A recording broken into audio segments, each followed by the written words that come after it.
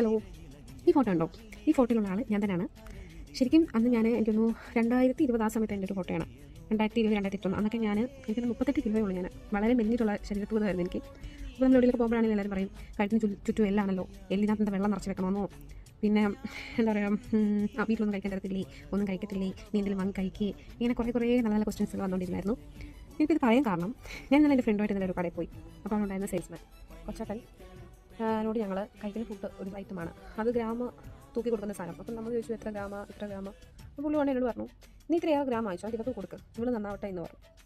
ശരിക്കും ആ സമയത്ത് ഞാനും ഇതേപോലെ ഒരുപാട് ക്വസ്റ്റ്യൻസുകൾ അല്ലെങ്കിൽ ഒരുപാട് ഇങ്ങനെ പലരും പറഞ്ഞ കാര്യങ്ങൾ എൻ്റെ ആ ഒരു ഇതിലൂടെ പോയി, ചിന്തയിലൂടെ പോയി.